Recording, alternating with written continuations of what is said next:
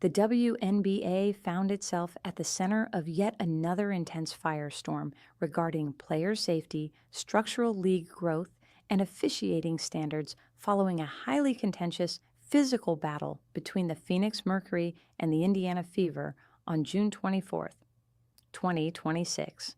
In the immediate aftermath, the league office announced that Mercury forward Alyssa Thomas had been assessed a flagrant foul 2 penalty and a mandatory 1-game suspension.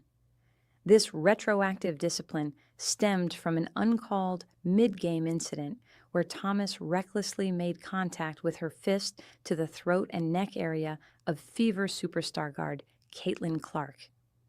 Labeled by fans and commentators alike as an utterly disrespectful and dangerous display on the court, the league's intervention underscores a broader, simmering tension within the WNBA as its marquee stars navigate an increasingly hostile physical landscape.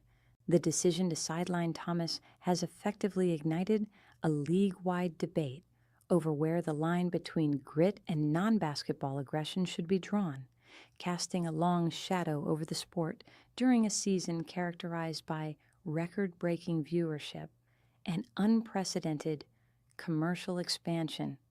The flashpoint occurred with just under 7 minutes remaining in the second quarter at Gainbridge Fieldhouse in Indianapolis. During an intensely competitive possession, a loose ball sparked an aggressive, multiplayer scramble on the hardwood, sending Caitlin Clark to the floor, contending for possession alongside Phoenix teammates DeWanna Bonner and Alyssa Thomas. As the players tangled in the scrum, Thomas's fist violently made contact with Clark's throat. Replays and alternate angles quickly flooded social media, revealing that the contact was a direct, forceful blow to a vulnerable area rather than an accidental clash for the ball. Shockingly, the officiating crew on the floor completely missed the sequence, assessing no foul on the play during the live action. The lack of an immediate whistle allowed the play to continue unpenalized, prompting a wave of disbelief from the home crowd and a furious reaction from the Indiana bench, who had a clear view of the contact. Despite the egregious contact, play continued, a fact that later drew immense ire from the Indiana Fever coaching staff and management. The fallout from the game only worsened for Indiana when Clark took another hard fall while attempting a 3-point shot later in the half, visibly grabbing her back as she struggled to stand. Clark, who has a documented history of back issues and had missed time earlier in the season, was eventually forced to exit the game entirely in the third quarter after recording 19 points and 8 assists. Phoenix ultimately managed to sneak away with a razor-thin victory, but the final score of 111-109 was instantly overshadowed by the brewing controversy surrounding the uncalled assault. The victory for Phoenix felt hollow to many onlookers, as the post-game discourse focused entirely on player safety, the health of the league's most marketable young star, and the perceived inability of the on-court officials to protect players from non-basketball acts because the officiating crew failed to penalize the action in real time. The WNBA's league office utilized its structural authority to review the game tape post facto. Given the viral nature of the footage and the immediate uproar from the public, the administrative review process was swift.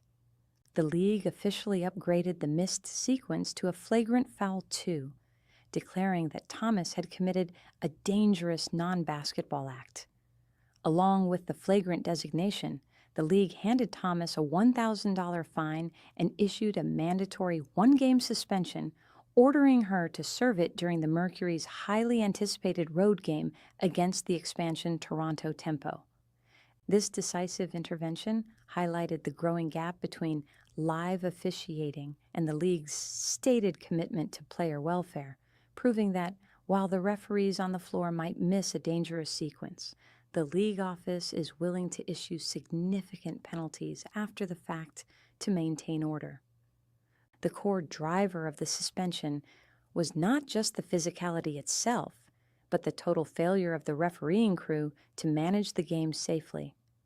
Following the game, Indiana Fever head coach Stephanie White did not hold back her frustration, calling the live no-call egregious and completely damaging to player welfare. White stated bluntly to reporters that allowing such a dangerous hit to go completely unsanctioned in real time was absolutely unacceptable for a professional league and demanded higher referee accountability.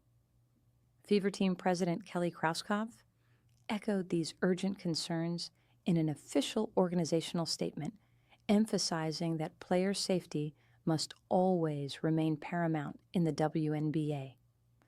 Krauskopf expressed gratitude that the administrative office stepped in to correct the error, even if the discipline had to be retroactive to protect the athletes from future escalation. This violent exchange did not happen in a vacuum, as the matchup between the Mercury and the Fever on the preceding Monday had already established a hyper-aggressive, toxic baseline. That earlier game featured a staggering 6 technical fouls and a full player ejection, illustrating the intense emotional gridlock currently defining matchups between veteran enforcers and the league's rising star. Furthermore, this is not the first time the league has had to retroactively upgrade an undercalled physical foul targeted at Caitlin Clark, drawing a parallel to previous seasons where physical plays were escalated upon review. The repetitive nature of these targeted, ultra-physical sequences has led to a major cultural divide among basketball analysts. While some assert that veteran players are intentionally crossing the line of sporting etiquette to assert dominance, others argue the league's physical style is simply being amplified by slow-motion replays. However, by classifying Thomas's hit as an explicit flagrant 2, the WNBA has drawn a definitive boundary, signaling that targeting an opponent's neck or throat will result in an immediate seat on the sidelines. The geopolitical and cultural landscape of the WNBA has shifted dramatically over the past 24 months, creating an environment where every hard foul is magnified under a national microscope. The influx of high-profile rookies, massive corporate sponsorships, and sold-out arenas across the United States has brought an unprecedented level of scrutiny to a league that previously operated under the mainstream radar. For veteran players who have spent a decade laboring in relative obscurity for meager salaries, the sudden explosion of media attention centered almost exclusively on a handful of young arrivals has undeniably created a complex psychological dynamic on the court. Basketball has always been a physical sport, defined by hard screens, aggressive box outs, and psychological warfare in the paint. Yet, the line between traditional, old-school basketball physicality and targeted hostility has become increasingly blurred, forcing the league office to step in as an active regulator of on-court conduct. The suspension of Alyssa Thomas also carries massive competitive implications for the Phoenix Mercury, a team currently battling for playoff positioning in an increasingly crowded Western Conference. Sidelining an elite interior defender and veteran leader for a crucial game against an unpredictable expansion team like the Toronto Tempo forces the Mercury coaching staff to completely reconfigure their rotational schemes and defensive assignments. Thomas provides the physical backbone for the Mercury's defense, and her absence leaves a massive void in the paint that opponents will undoubtedly look to exploit.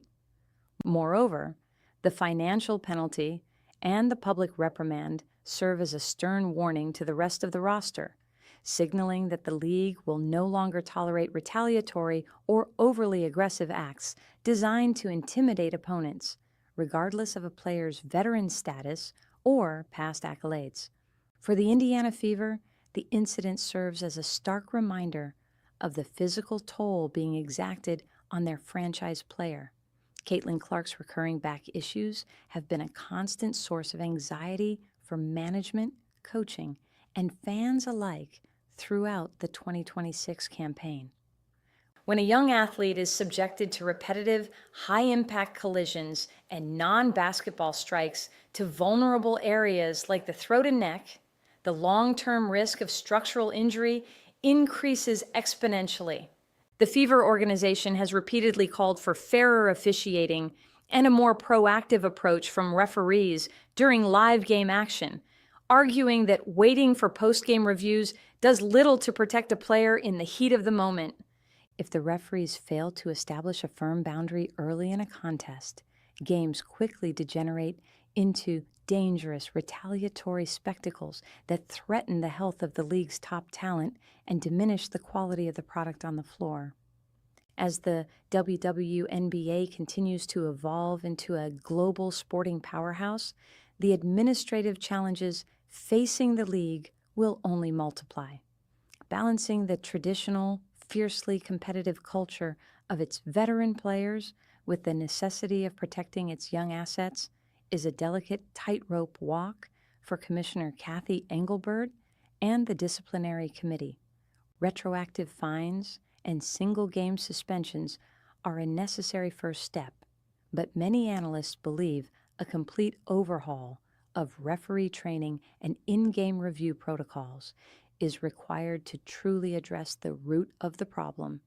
Until the on-court officials are empowered and trained to immediately eject players for dangerous non-basketball contact, the cycle of physical escalation is likely to continue. The Alyssa Thomas suspension marks a definitive turning point in the 2026 season, a clear message from the league office that, while competitive fire is welcomed, flagrant disrespect and reckless violence will be met with swift and certain exile from the hardwood.